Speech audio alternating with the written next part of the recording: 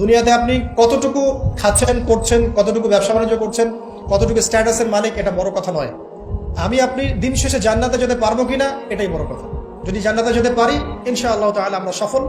যদি জান্নাতে যেতে ব্যর্থ হই, আল্লাহ না করুক, তাহলে আমাদের চেয়ে ব্যর্থ এই মহাবিশ্বের কোনো সৃষ্টি নাই। আল্লাহ পাক এরপরে বলছেন ইন্না বাতশা রাব্বিকা লাশাদীদ।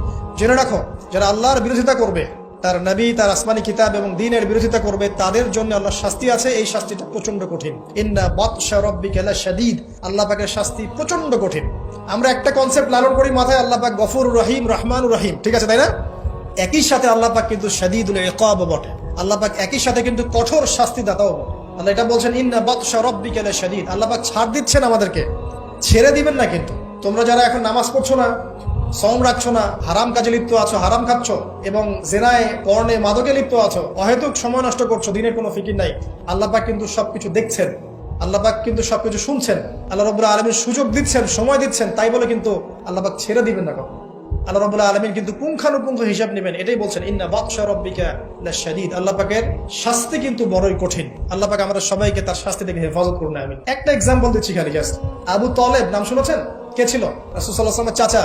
দীর্ঘদিন, বছরের পর বছর তিনি নবী সাল্লাল্লাহু আলাইহি ওয়াসাল্লামকে সাপোর্ট করেছেন।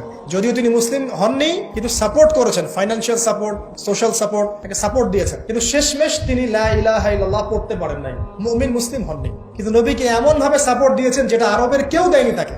তাহলে এই ব্যক্তি কি পাবে পরকালে? সাহাবীরা জিজ্ঞাসা করছেন, আপনার চাচার কি হবে পরকালে? রাসূলুল্লাহ সাল্লাল্লাহু আলাইহি ওয়াসাল্লাম বলছেন, আমার চাচা আমাকে অনেক অনেক খেদমত করেছে, উপকার করেছে দিনের জন্য, কিন্তু ঈমান নিয়ে আসে নাই।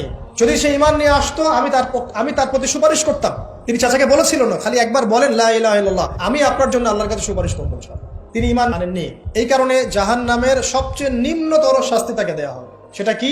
তাকে আগুনের এক জোড়া জুতা পরিয়ে দেওয়া হবে। আগুনের এক জোড়া জুতা। এই আগুনের এক জোড়া জুতাতেই নাউযুবিল্লাহ তার মাথার যে মগজ, এই মগজটা টকবক করে ফুটতে থাকবে। ইন্না বাতশা রাব্বিকা লাশাদীদ। কিভাবে বুঝাবো? এটা হলো আবু তালেবের ব্যাপার। তাহলে যারা এখন প্রকাশ্যে ইসলামের এগেইনস্টে কথা বলছে, কাজ করছে, সুন্নতের খেলাফ কাজ করছে, আমরা নামাজ পড়ছি না, সুদ খাচ্ছি, ঘুষ খাচ্ছি, দুর্নীতি করছি, আমাদের কি হবে?